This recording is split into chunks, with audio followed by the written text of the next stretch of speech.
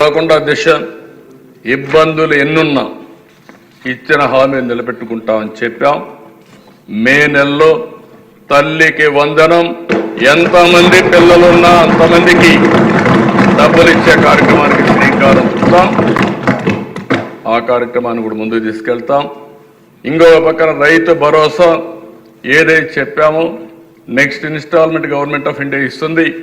దాంతో జమ చేసి 3 ఇన్స్టాల్మెంట్స్లో ప్రతి ఒక్క రైతుకు కూడా రైతు భరోసా కింద 20,000 చెప్పాం. దాన్ని ఫుల్ఫిల్ చేస్తామని చెప్పి కూడా నేను మీకు తెలియజేసుకుంటున్నాను. గవర్నమెంట్ ఆఫ్ ఇండియా 6,000 ఇస్తారు, మనం ఒక 14,000 ఇస్తాం. 2 మ్యాచ్ చేసి 20,000 ఇచ్చే కార్యక్రమానికి ముందుకు పోతాం. ఇది కాకుండా దిశ మత్స్యకారులు 20,000 రూపాయలు ఇస్తా ఉన్నాం. వాళ్ళు కూడా చేపలు వేటకు పోలేని పరిస్థితి ఉంటుంది. ప్రతి సంవత్సరం హాలిడే ఇస్తాం.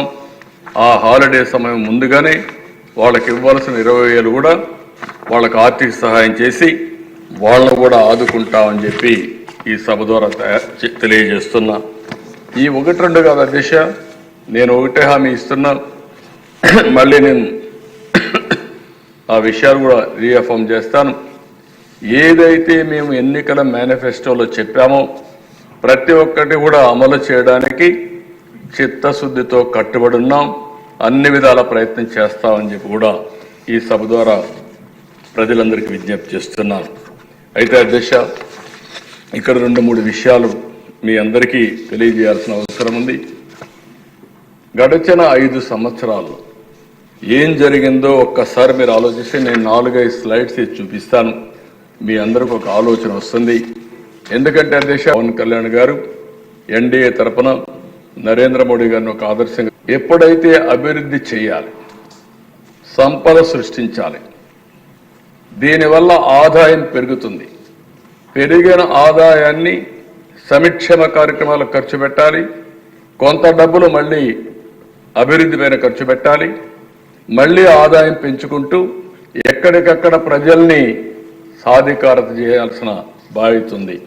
ఇది ఒక సైకిల్. ఇది సంపద సృష్టించకుండా ఇష్టానుసారం ప్రవర్తించి అప్పులు తీసుకొచ్చి ఖర్చు పెడితే అది సస్టైనబుల్ మోడల్ కాదు దిశ.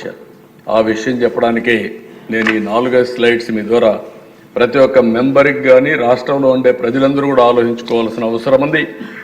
అభివృద్ధి జరిగితే ఏం జరుగుతుంది, సుపరిపాలన ఉంటే ఏ విధంగా ఉంటుంది, అభివృద్ధి జరగకపోతే ఎలాంటి ఇబ్బందులు వస్తాయో మన రాష్ట్రం 5 సంవత్సరాలకు ఉదాహరణ. ఆ విషయమే నేను ఒకసారి ఎక్స్ప్లెయిన్ చేస్తాను అధ్యక్ష. నెక్స్ట్ ఆ స్లైడ్స్ అండి. ఇది ఒకసారి చూస్తే అధ్యక్ష 18-19 11.4% growth rate, 19-20 5.25% growth rate, double సగానికి తగ్గిపోయే పరిస్థితి వచ్చింది. అదేవిధంగా అధ్యక్ష మీరు చూసిన తర్వాత 18-19లో 8,74,000 కోట్ల రూపాయలు జిఎస్టిపి, అది 19కి వచ్చేందుకు 9,26,000 కోట్ల రూపాయలు జిఎస్టిపి పెరిగింది 19-20కి. దీనివల్ల అధ్యక్ష అదే కానీ 11.14% గ్రో అయింటది కంటిన్యూ అయి ఉంటే 9,71,000 జిఎస్టిపి వచ్చేది. అంటే ఒక్క సంవత్సరం 45,000 కోట్ల రూపాయలు జిఎస్టిపి తగ్గే పరిస్థితి వచ్చింది. ఇది సంపద సృష్టించడం అనేది. రెండవ ఎగ్జాంపుల్ అధ్యక్ష 23-24 వైఎస్ఆర్ కాంగ్రెస్ పార్టీ పరిపాలన 8.6% గ్రోత్. అదే సమయంలో 24-25 ఎన్డీఏ ప్రభుత్వం మొదటి సంవత్సరం 3 నెలలు మేము లేకపోయినా 12.94% గ్రోత్ వచ్చింది. దీనివల్ల అధ్యక్ష మీరు ఒకసారి చూస్తే 24-25% 12.94% వల్ల గ్రోత్ చూస్తే 14 కోట్ల మామూలుగా వచ్చుంటే 8.6 వస్తే 14,22,00,000 వచ్చేది. ఈ సంవత్సరం 24-25కి 16,06,000 కోట్ల రూపాయలు జిఎస్టిపి వచ్చింది. ఈ రెండు చూసుకుంటే దేశ అదే గాని వైఎస్ఆర్ కాంగ్రెస్ పార్టీ ఉండి 8.6 వచ్చుంటే 15,44,00,000 వచ్చేది. 15,44,000 కోట్లు వచ్చేది.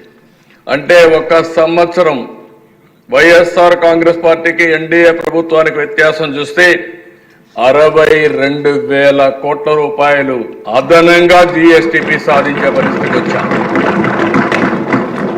అంటే సంపద ఎప్పుడు వస్తుందో దిశ ఆ రోజు ఆదాయం పెరుగుతుంది, ప్రభుత్వానికి ఆదాయం పెరుగుతుంది, ప్రజల దగ్గర తలసరి ఆదాయం పెరుగుతుంది, వాళ్ళకు పర్చేసింగ్ కెపాసిటీ వచ్చే పరిస్థితికి వస్తుంది. Next slide.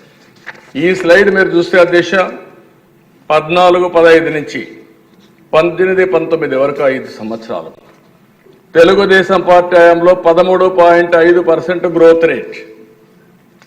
అదే వైఎస్ఆర్ కాంగ్రెస్ పార్టీని చూస్తే 10.32% వచ్చి తగ్గిపోయింది. దీనివల్ల ఏం జరిగిందని నెక్స్ట్ స్లైడ్కి వెళ్తే అధ్యక్ష మీరు ఇయర్ వారీగా వేసాం. ఈ లెక్కలన్నీ మనం ఎక్కడికక్కడ డిపార్ట్మెంట్ పంపిస్తే గవర్నమెంట్ ఆఫ్ ఇండియా దీన్ని కన్ఫర్మ్ చేసే పరిస్థితికి వస్తారు.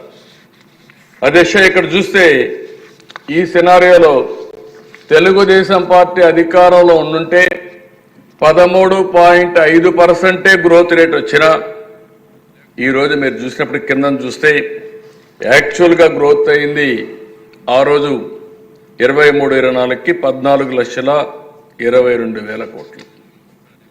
అదే కానీ 13.5% గ్రో అయితే నెక్స్ట్ మీరు చూస్తే 16,46,000 కోట్ల రూపాయలు గ్రోత్ వచ్చేది.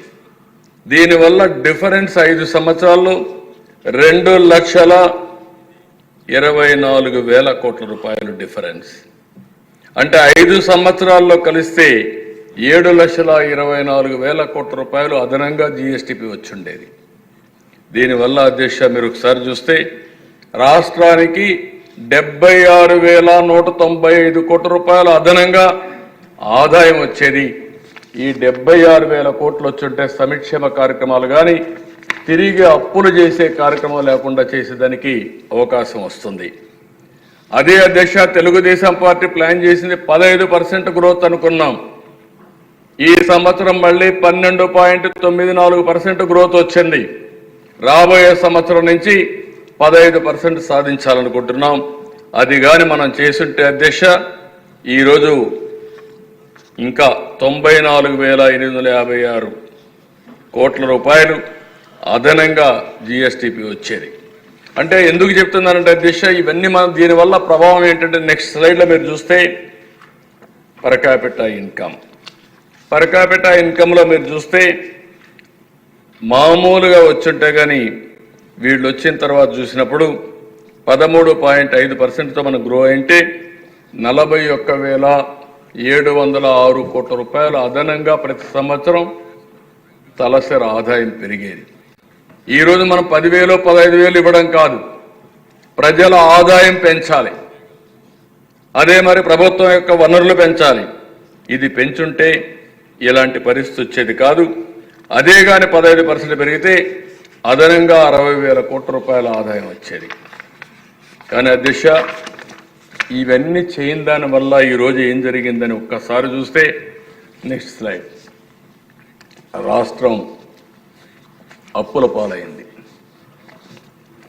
18-19 మార్చికి 3,75,295 కోట్ల రూపాయలు అప్పుంటే 12 జూన్ 2024కి 9,74,556 కోట్ల రూపాయలు అప్పు చేసే పరిస్థితికి వచ్చారు.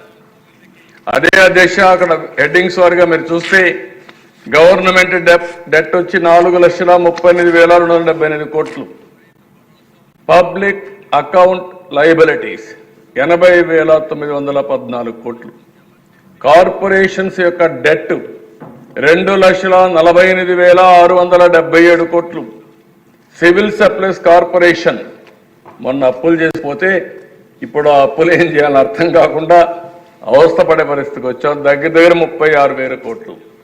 పవర్ సెక్టర్లో డ్యూస్ అవన్నీ చూస్తే 34,267 కోట్లు.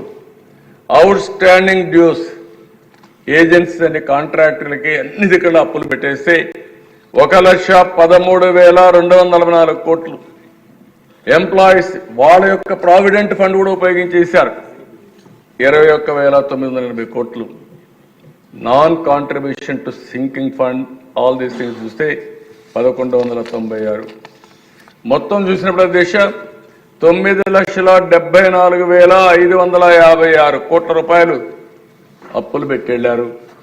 కడాన నేను ఎప్పుడు కూడా ఏ ప్రభుత్వాన్ని కూడా ఇలాంటి ప్రభుత్వాన్ని చూడలేదు. కానీ కడాన దిశ సెంట్రల్ గవర్నమెంట్ వేరియస్ స్కీమ్స్ ఇస్తారు. సెంట్రల్ స్పాన్సర్ స్కీమ్స్ ఉంటాయి. ఏ ప్రభుత్వం అయినా తెలివైన ప్రభుత్వం అవి కూడా సింక్రనైజ్ చేసుకొని సమర్థవంతంగా ఉపయోగిస్తాం. 93 ప్రోగ్రాములు ఉంటే 93 ప్రోగ్రాములు కూడా డిఫంక్ట్ అయిపోయినాయి. ఏం చేశారంటే గవర్నమెంట్ ఆఫ్ ఇండియా డబ్బులు పంపిస్తే వీళ్ళు మ్యాచింగ్ గ్రాంట్ ఇవ్వకుండా చేయడం, వాళ్ళు పంపించిన డబ్బులు కూడా వాడేయడం, ఆ డబ్బులు కూడా వాడేస్తే రెండోసారి ఇన్స్టాల్మెంట్ ఇవ్వకుండా వాళ్ళు ప్రొసీజరే మార్చారు. ఆ ప్రొసీజర్ ఎంతవరకు పోయారంటే దిశ నేను మా మిత్రుడు పవన్ కళ్యాణ్ గారు మొన్న వెళ్తే జేజేఎం బాధేస్తుంది. దిశ తపనేస్తుంది, కోపం వస్తుంది, సభ్యత అడ్డం